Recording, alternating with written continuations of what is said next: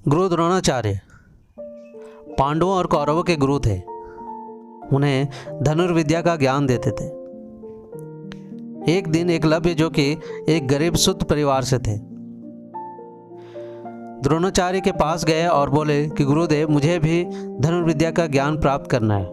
आपसे अनुरोध है कि मुझे भी आपका शिष्य बनाकर धनुर्विद्या का ज्ञान प्रदान करें। किंतु द्रोणाचार्य ने एकलव्य को अपनी व्यवस्था बताई और कहा कि वे किसी और गुरु से शिक्षा प्राप्त कर लें। यह सुनकर एकलव्य वहां से चले गए।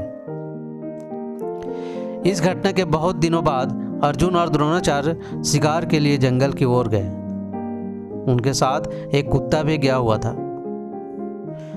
कुत्ता अचानक से दौड़ते हुए एक जगह पर जाकर भौंकने लगा।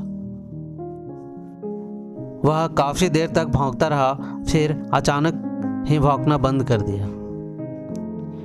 अर्जुन और गुरुदेव को यह कुछ अजीब लगा और वे उस स्थान की ओर बढ़ गए जहां से कुत्ते ने भौंकने की आवाज आ रही थी।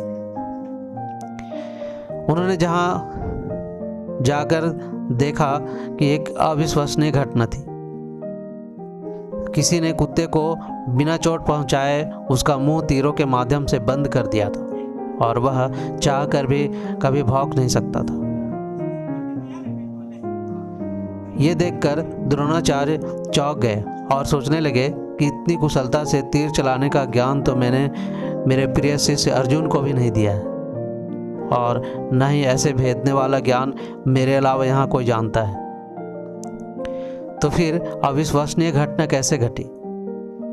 तभी सामने से एकलव्य अपने हाथ में तीर कमान पकड़े आ रहा था। ये देखकर तो गुरुदेव और भी चौंक गए। द्रोणाचार्य ने एकलव्य से पूछा, बेटा, तुमने ये सब कैसे कर दिखाया? तब एकलव्य ने कहा, गुरुदेव, मैंने यह आपकी मूर्ति बनाई है और रोज इसकी वंदना करने के पश्चात मैं इसके समकक्ष कड़ा अभ्यास किया करता हूँ, और इसी अभ्यास के चलते मैं आज आपके सामने धनुष पकड़ने के लायक बना। गुरुदेव ने कहा, तुम धन्य हो, तुम्हारे अभ्यास ने ही तुम्हें इतना श्रेष्ठ धनुधर बनाया है, और आज मैं समझ गया कि अभ्यास ही सबसे बड़ा गुरु है। तो ये थी आज की कहानी। कैसी लगी अपने दोस्तों के साथ शेयर कीजिए और कमेंट में ज़रूर बताइए। मिलते हैं कैसे ही नई कहानी के साथ, तब तक के लिए धन्यवाद।